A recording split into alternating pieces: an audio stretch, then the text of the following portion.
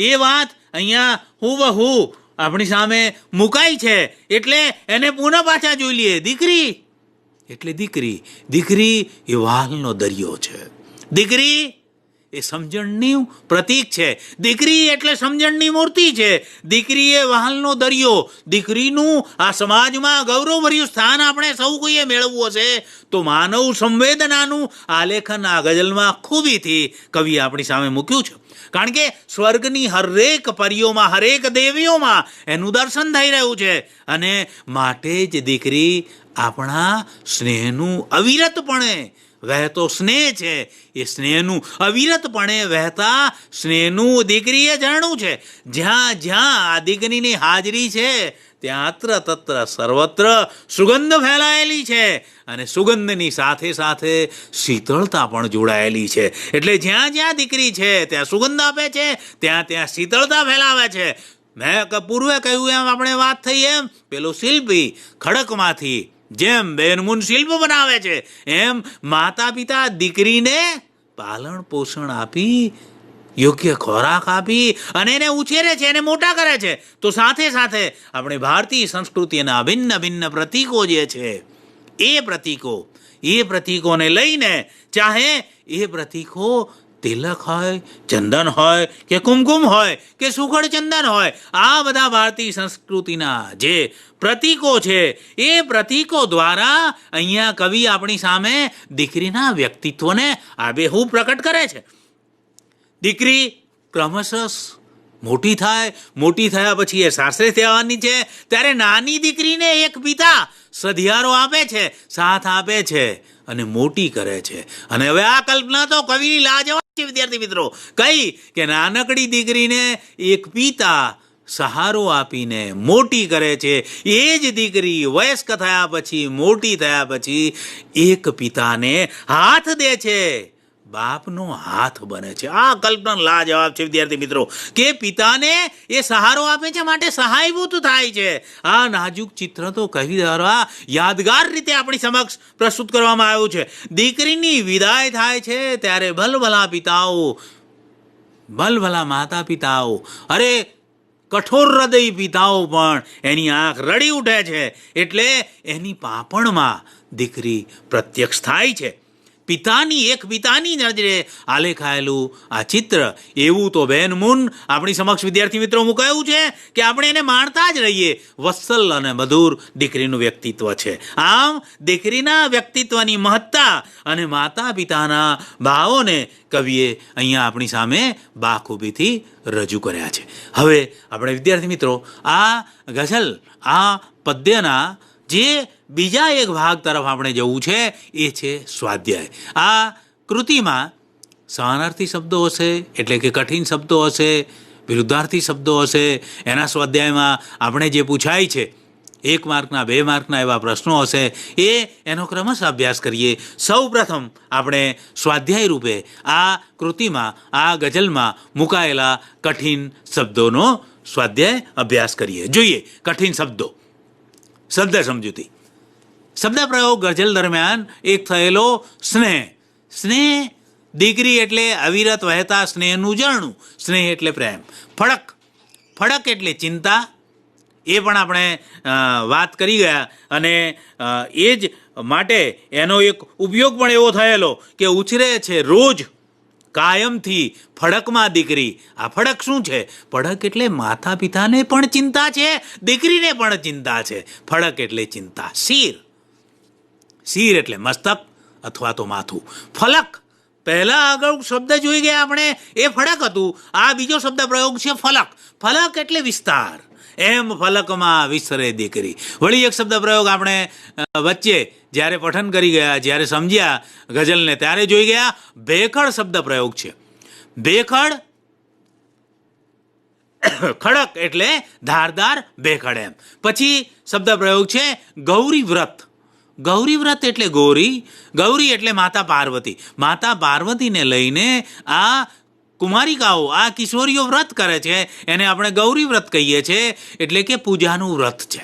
શરમ, શરમ એટલે લજ્જા. અને કાયમ, કાયમ એટલે સદૈવ, સદૈવ એની રોજ. કાયમ એટલે રોજ. હવે બીજા આ આપણે શબ્દ સમજૂતીમાં કઠિન શબ્દો જોયા. હવે વિરુદ્ધાર્થી શબ્દો જોઈએ.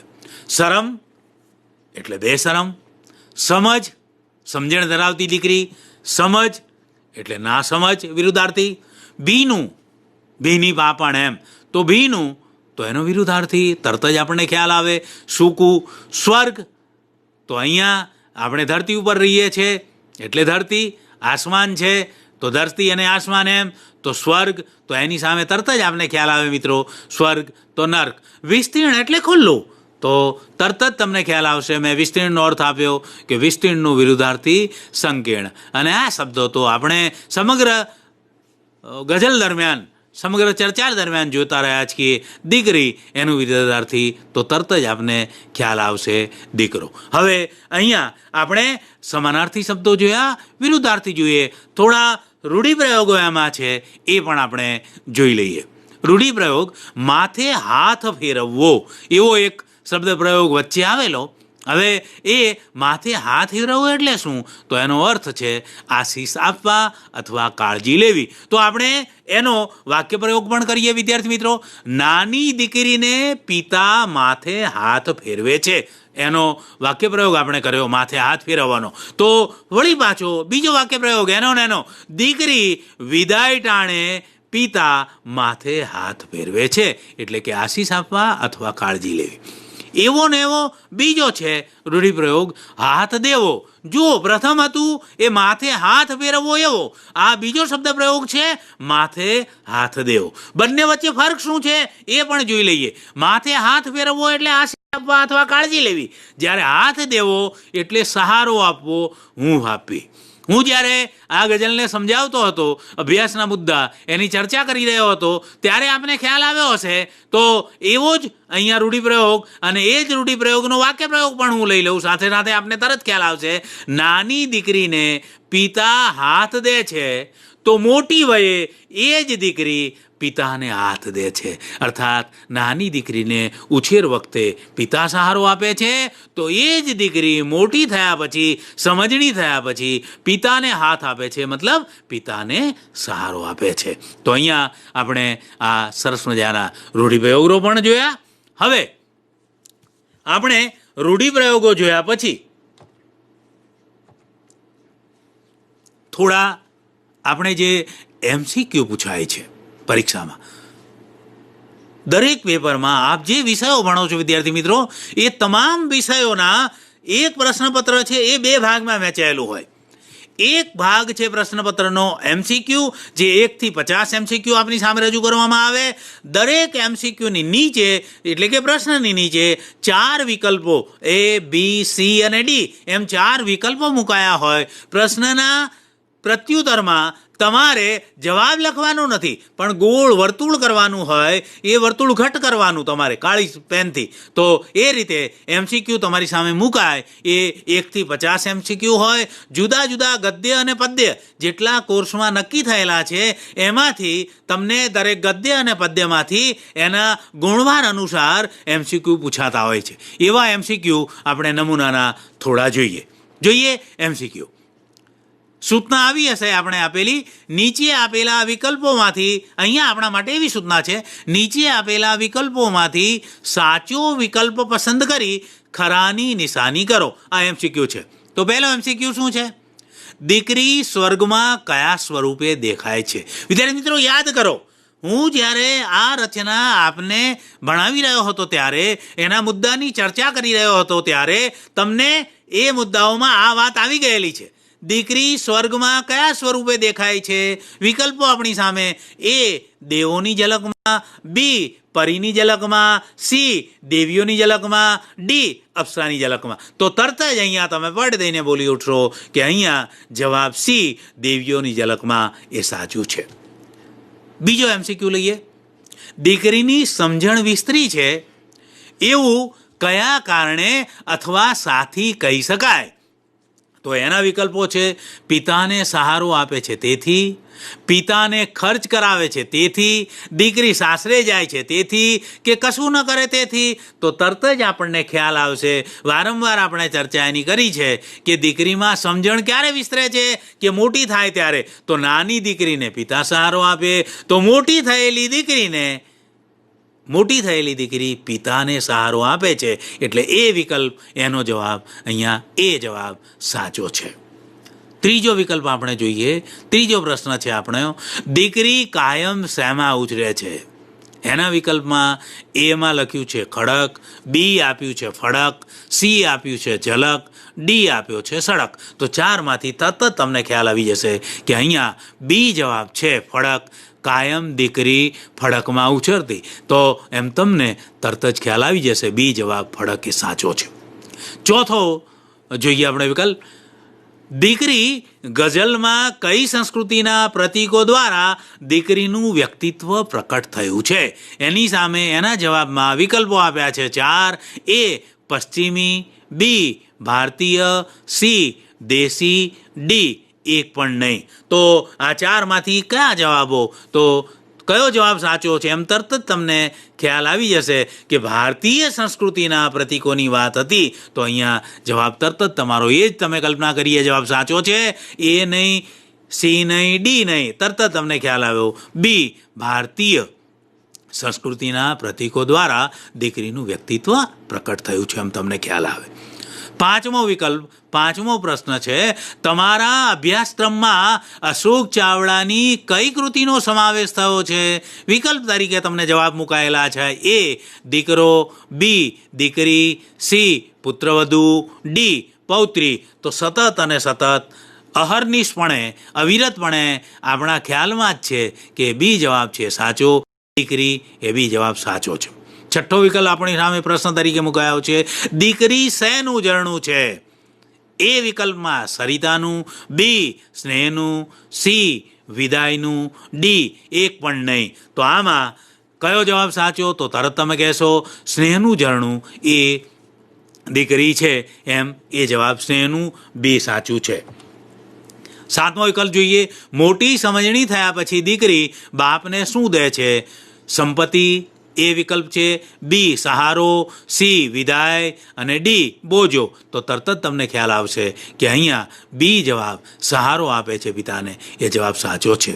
8 નંબરનો પ્રશ્ન વિકલ્પવાળો, કવિ અશોક ચાવડાનું તખલ્લુસ શું છે? તરત જ તમને એના જવાબ મેં આરંભે જ કહેલું એમાં આપણી સામે વિકલ્પ આપ્યા છે. દિલ, બીમાં આપ્યું છે બેદિલ, સીમાં આપ્યું છે મંજિલ, ડીમાં આપ્યું છે મરીચ. તો અહીંયા બી જવાબ સાચો છે, બેદિલ એ જવાબ સાચો છે એમ તમે વિકલ્પ સાચો એમ કહી શકો.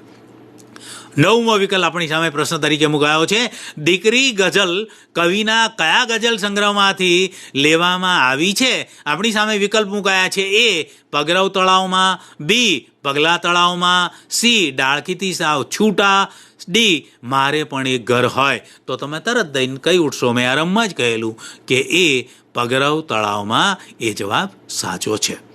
અને 10મો વિકલ્પ આપણે જોઈ લઈએ પ્રશ્ન સ્વરૂપે, દીકરીના વ્યક્તિત્વની મહત્તા અને માતા પિતાના મનોભાવોની અભિવ્યક્તિ કઈ કૃતિમાં થઈ છે? વિકલ્પો આપણી સામે મુકાયા છે. માધવને દીઠો છે ક્યાંય, બી વતનથી વિદાય થતા, સી દીકરી અને ડી એક બપોરે. તો તમે તરત જ વિદ્યાર્થી મિત્રો અહીંયા કહી ઉઠશો કે અહીંયા જે આપણી સામે વિકલ્પો મુકાયા છે એ વિકલ્પોમાંથી એ જવાબ સાચો છે, બી સાચો છે, સી સાચો છે કે ડી? તો તરત તમે કહી ઉઠશો કે અહીંયા વિકલ્પ સી છે એ જવાબ સાચો છે.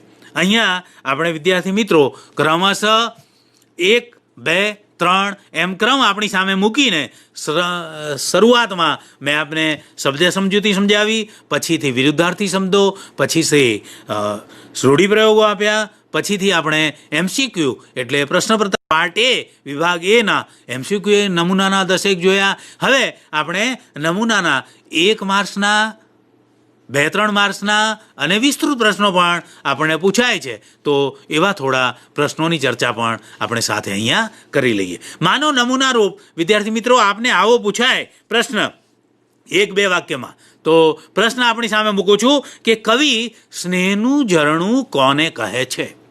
તો જો અભ્યાસના મુદ્દાની મારા એક અભ્યાસના મુદ્દાની હું આપની સમક્ષ ચર્ચા કરી રહ્યો હતો ત્યારે જો આપે જાણ્યું ને સમજ્યું હોય તો તરત જ તમને ખ્યાલ આવે. પ્રશ્ન ફરી દોહરાવું છું કે કવિ સ્નેહનું ઝરણું કોને કહે છે? તો તરત જ તમે પડ દઈને જવાબ આપશો કે કવિ અહીંયા આ રચનામાં દીકરીને સ્નેહનું ઝરણું કહે છે. બીજો પ્રશ્ન આપની સામે મૂકું છું કે દીકરીને માથે હાથ ફેરવવો અને દીકરી હાથ દે એમાં શું ફરક છે? આને મેં જરા વિગતે આપની સામે વિદ્યાર્થી મિત્રો તમને સમજાવેલું.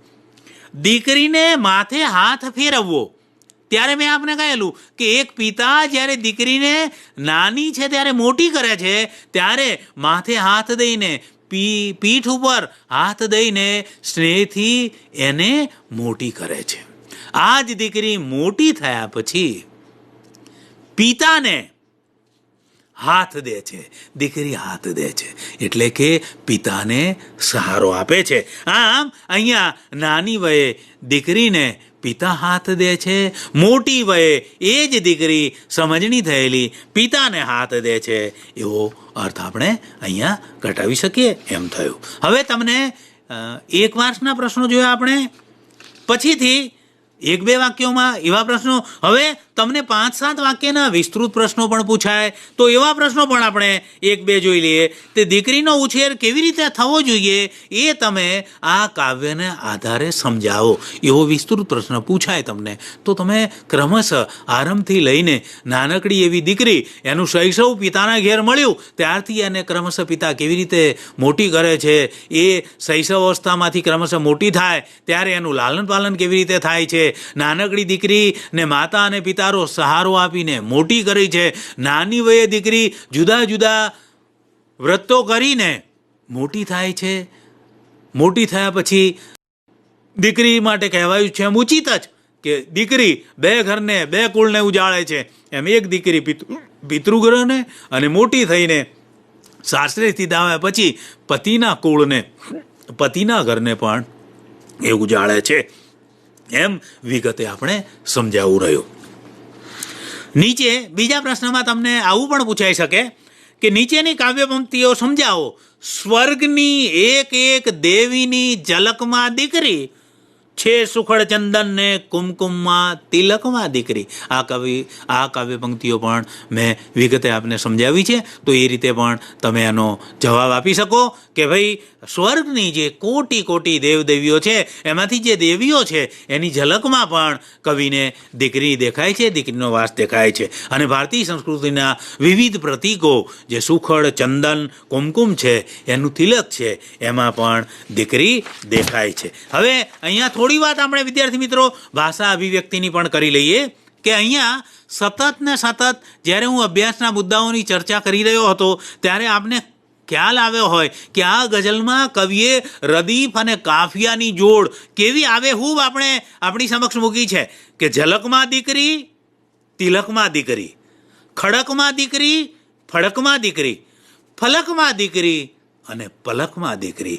આ ખૂબ જ અસરકારક રીતે અર્થસભર રીતે કવિએ આપણી સામે મૂક્યું છે અને એના દ્વારા જે આકૃતિનો નાદ વૈભવ છે, કવિની જે શબ્દ પસંદગી છે એ વિશેષ મહત્વ અહીંયા એ પંક્તિઓમાં ધરાવે છે. એ તમને તરત જ વિદ્યાર્થી મિત્રો સમજાયું છે. અને ભારતીય સંસ્કૃતિના અભિન્ન પ્રતીકો એ અહીંયા એના ઉપયોગ દ્વારા, સાંકેતિક ઉપયોગ દ્વારા કવિએ આપણને ભાવવાહી રીતે સરસ મજાનું સમજાવ્યું છે. આમ તો ગઝલમાં પ્રત્યેક શેર જે છે એ પોતાનો નાજુક કારીગરીથી પોતાનો સ્વતંત્ર અર્થ ધરાવતો હોય છે, પણ અહીંયા સમગ્ર ગઝલ એક દીકરી તરીકે દીકરીના વ્યક્તિત્વને લઈને વૈવિધ્યસભર રીતે કવિએ આપણી સામે મૂકી છે. એટલે એક બીજી વાત એ પણ છે કે આંસુ માટે યોજાયેલ શબ્દની જે કવિની પસંદગી છે એમાં ભારોભાર ઔચિત્ય ભરેલું છે કે એના માટે એક પંક્તિ જ જોઈ લઈએ આપણે કે રોજ ભીની થાય છે ભીની પલકમાં દીકરી. આ શબ્દ પસંદગી કેવી મોટી છે, કેવી મોટા ગજાની છે અને એમાં કેટલો બધો ભાવ ભરાયેલો છે. આ વિદ્યાર્થી મિત્રો ભાષા અભિવ્યક્તિની મેં આપની સામે વાત કરી. હવે મારા શિક્ષક મિત્રો જ્યારે આપ આ કૃતિ જ્યારે વર્ગખંડમાં ભણાવો છો ત્યારે એમાં શિક્ષકની ભૂમિકા પણ શું હોઈ શકે કે પ્રત્યેક દીકરી આવતીકાલે માતા થવાની છે ત્યારે એની ભૂમિકા જુદી હશે, દીકરી તરીકે એની ભૂમિકા જુદી છે. તો આજે નારી સન્માન થકી દીકરીનું બહુમાન આપણે ક્યારે કરીએ કે માતા અને પિતાના જીવનમાં, એની જિંદગીમાં દીકરીનું મહત્વ દીકરાથી પણ વિશેષ છે એ ક્યારેય આપણે ન ભૂલીએ. એ આપણે હર હંમેશ આપણા વિદ્યાર્થીઓ સમક્ષ વર્ગખંડમાં એ વાતને આપણે ચર્ચાથી સમજાવીએ. જ્યારે વાલીઓ મુલાકાત લેતા હોય ત્યારે આપણે જે સમાજમાં, સોસાયટીમાં રહીએ છીએ એ વાલીઓને પણ એ વાતથી વાકેફ કરીએ. એટલે કે કુટુંબ, સમાજ, ધર્મ, જુદા જુદા વિધિવિધાનો, જુદા જુદા પ્રસંગો, અરે પૃથ્વી અને સ્વર્ગ, અને આ સ્વર્ગની દેવીઓની ઝલકમાં પણ દીકરી. એટલે અત્ર તત્ર સર્વત્ર દીકરીનું બહુમાન થાય અને આપણે સૌની સમક્ષ એ વાત ચોમેર ફેલાવીએ, વાત કરતા જ રહીએ કે વિદ્યાર્થી મિત્રો, દીકરી એ ક્યારેય સમજણ, ક્યારેય સાપનો ભારો હરકી જ નથી. એ તુલસીનો ક્યારો છે. નાની દીકરી સાપનો ભારો નથી, એ વિકસેલી સમજણનું પ્રતીક છે. માટે આ દીકરી આજે કાલે હર હંમેશના માટે આખા સમાજ માટે થઈને એ કોઈ માતા પિતા હરકી જેવું ન સમજે. આ દીકરી તો વ્યક્તિ, સમાજ, કોમ સૌ કોઈના ભય વગર જીવી શકે નિરાતે એવું વાતાવરણ આપણે પૂરું પાડીએ, એને સર્વત્ર એનું સન્માન આપીએ. અને સન્માન આપવું એ આપણા સૌ કોઈની ફરજ છે. આ અંગે વિદ્યાર્થી મિત્રોને આપણે જાગૃત કરીએ. શિક્ષક મિત્રો, એ આપણે ભૂલી નહીં જઈએ. અને સ્ત્રી દાક્ષિણ્ય છે, સ્ત્રી સન્માન છે, અને દીકરો ને દીકરી સમાન છે, બંને સમાન. આ ભાવના આપણા સમાજમાં ડગલે ને પગલે હજુ ને હજુ વધારે ફલકમાં વિસ્તરે એમ આપણે વિદ્યાર્થીઓને સમજાવીએ. તો અહીંયા આપની સામે મેં જે વાતો રજૂ કરી એમાં હું અપેક્ષા રાખું છું કે આપને પૂરતી માહિતી મળી હોય, પૂર્ણ રીતે આપ સમજ્યા હોય અને જરૂર પૂરતી માહિતી આપને એમાંથી પ્રાપ્ત થઈ હોય.